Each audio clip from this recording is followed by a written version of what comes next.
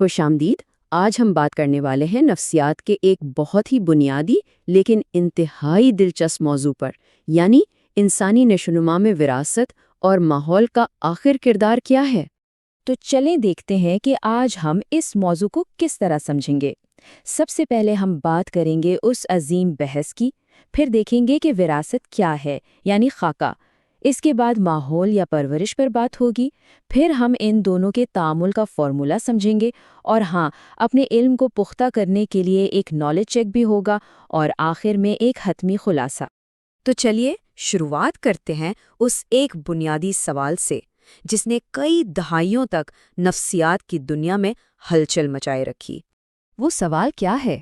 فطرت بمقابلہ تربیت، یعنی ایک انسان جیسا بھی ہے وہ ویسا کیوں ہے؟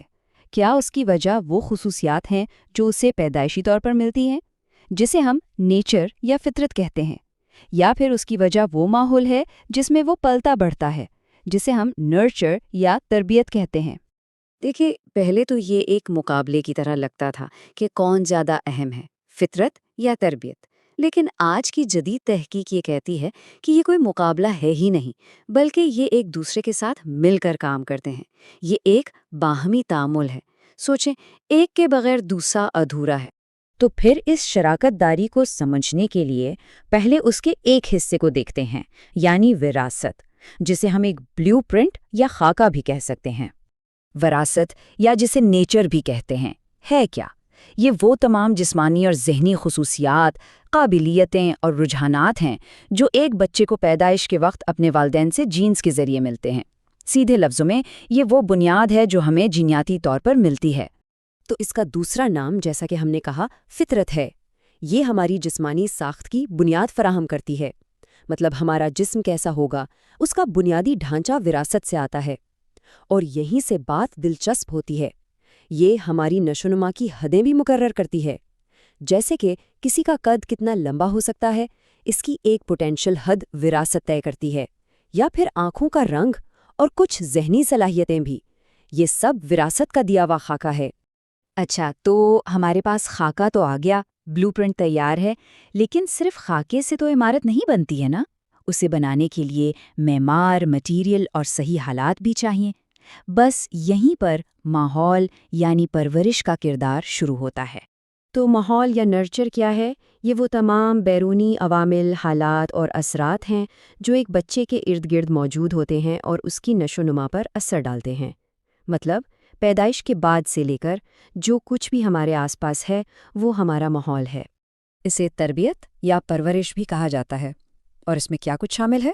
ہمارا خاندان، ہمارا اسکول، ہمارا معاشرہ، ہماری ثقافت، یہاں تک کہ ہماری خوراک بھی، یہ سب ماحول کا حصہ ہے۔ اور ماحول کرتا کیا ہے؟ یہ وراثت میں ملی صلاحیتوں کو پھلنے پھولنے کا موقع دیتا ہے، اور یہی ہماری شخصیت اور ہماری مہارتوں کو شکل دیتا ہے۔ یعنی خاکہ وراثت نے دیا، لیکن اس پر رنگ ماحول نے بھرا۔ تو اب سب سے اہم سوال، یہ دونوں وراثت اور ماحول آخر مل کر کام کیسے کرتے ہیں؟ یہیں پر اصل بات چھپی ہے۔ پہلے کچھ لوگ سوچتے تھے کہ شاید ان کا تعلق ایڈیٹیو یا جمع کا ہے، مطلب نشوونما برابر ہے وراثت جمع ماحول کے۔ اس سوچ کے مطابق اگر ایک چیز کم ہے تو دوسری اس کی کمی پوری کر سکتی ہے، لیکن جدید سائیکالوجی کہتی ہے کہ ایسا نہیں ہے۔ ان کا تعلق ملٹیپلیکیٹو یعنی ضرب کا ہے۔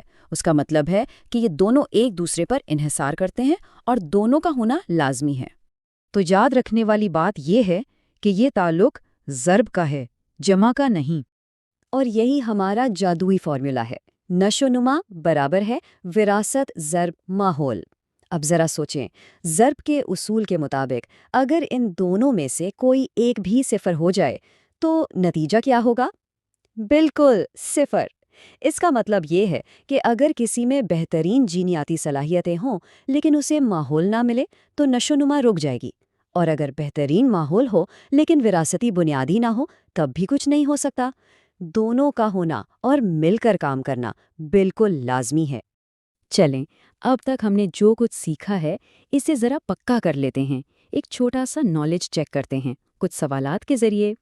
تو پہلا سوال ہے، بچے کی نشوونما کن دو بنیادی عوامل کا نتیجہ ہے؟ دوسرا سوال، وراثت سے کیا مراد ہے؟ اور تیسرا، وراثت کا دوسرا نام کیا ہے؟ تو پہلے سوال کا جواب ہے وراثت اور ماحول، دوسرے کا جواب ہے وہ تمام جسمانی اور ذہنی خصوصیات جو والدین سے جینز کے ذریعے منتقل ہوتی ہیں، اور تیسرے سوال کا جواب اسے فطرت یا نیچر بھی کہتے ہیں۔ اب آتے ہیں چوتھے سوال پر، ماحول سے کیا مراد ہے؟ پانچواں سوال ہے کہ وراثت بچے کی نشوونما پر کیا اثرات ڈالتی ہے؟ اور چھٹا سوال، ماحول وراثت سے ملی صلاحیتوں کو کیسے متاثر کرتا ہے؟ تو چوتھے سوال کا جواب ہے بچے کے ارد گرد موجود تمام بیرونی عوامل، حالات اور اثرات۔ پانچویں کا جواب، یہ جسمانی ساخت، قد، رنگ اور ذہانت کی بنیاد فراہم کرتی ہے اور اس کی حدود مقرر کرتی ہے۔ اور چھٹا جواب، یہ صلاحیتوں کو پروان چڑھنے کا موقع دیتا ہے اور شخصیت کو بناتا ہے۔ ساتواں سوال، وہ فارمولا کیا تھا جو وراثت اور ماحول کے تعلق کو بتاتا ہے؟ آٹھواں سوال، کیا وراثت اکیلے مکمل نشوونما کی ذمہ دار ہو سکتی ہے؟ نوواں، فطرت بمقابلہ تربیت کی بحث کیا ہے؟ اور آخری سوال، ایک استاد کے لیے یہ سب سمجھنا کیوں ضروری ہے؟ جوابات یہ ہیں، فارمولا ہے نشوونما = وراثت ضرب ماحول۔ وراثت اکیلے کافی نہیں ہو سکتی، ان کا تعاون ضروری ہے۔ فطرت بمقابلہ تربیت کی بحث یہ ہے کہ وراثت زیادہ اہم ہے یا ماحول، اور استاد کے لیے سمجھنا اس لیے ضروری ہے تاکہ وہ بچے کی وراثتی صلاحیتوں کو سمجھ کر اسے بہترین تعلیمی ماحول فراہم کر سکے۔ تو چلیے ان تمام باتوں کا ایک فوری خلاصہ دیکھ لیتے ہیں، ایک چیٹ شیٹ کی طرح، تاکہ سب کچھ ذہن میں بیٹھ جائے۔ یہ دیکھیں، اس ٹیبل میں سب کچھ ایک جگہ پر ہے۔ پہلا عامل ہے وراثت یعنی فطرت، تعریف والدین سے جینز کے ذریعے ملی خصوصیات اور اثر جسمانی ساخت اور ذہانت کی بنیاد۔ پھر ہے ماحول یعنی تربیت، تعریف بچے کے ارد گرد کے تمام بیرونی عوامل، اثر خاندان اور اسکول مل کر شخصیت بناتے ہیں۔ پھر ہے ان کا تعامل جو کہ ضربی ہے، اور فارمولا ہے نشوونما برابر ہے وراثت ضرب ماحول۔